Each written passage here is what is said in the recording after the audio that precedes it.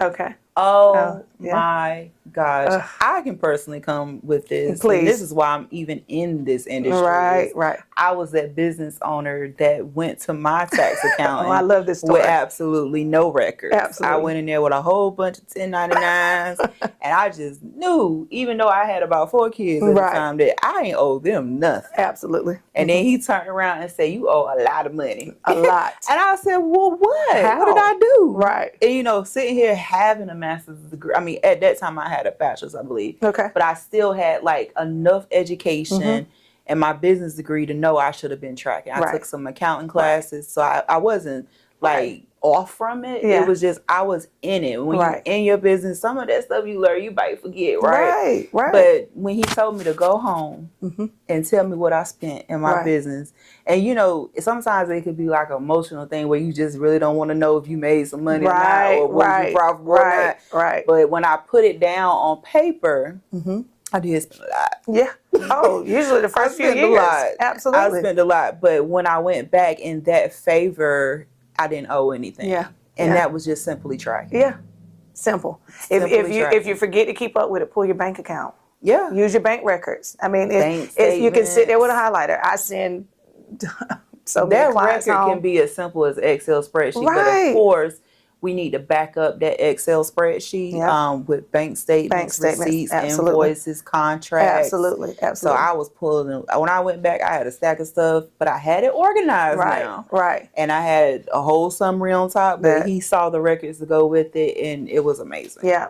A lot of people, I know for me, I have a lot of clients, sometimes they forget, they swipe their credit cards for a lot of stuff. And so they'll show up with their business banking information, but then they'll say, yeah, and then I bought some equipment. I used my credit card for that. Where's that? Yeah. I need it. Where is it? Because now we can write that off. And so, you know, just showing them and teaching them the right way. Usually that first year is always tricky, but over time we teach them how to tell the story. Yes. You're just basically making sure that you're letting IRS know this is how I started my business and this is how my business is progressing at this point. You know, one thing I want to iterate here is, just like she said, it's a story. It's a story. So we can't say, oh, we spent all of our money in one category. IRS is going to ask you, like, well, what is that? Right. And that's where audits come from. Like, this doesn't make sense. Right. This tax return is not telling the story. Absolutely. So the records tell the story because you're naturally building up a story all year of what you're actually doing. Yeah. And it's real. And it's a real story. Yes. I mean, you really are spending your money. Most of the time at the beginning, you spend so much money that first year of business, and a lot of times you don't even realize it. Yeah. Because you haven't even registered your business, right? So let's say you register your LLC, but you use your personal debit card. Yes. That's not part of your business bank account now. You forgot all about that, but that is a write-off. You need to include all of that.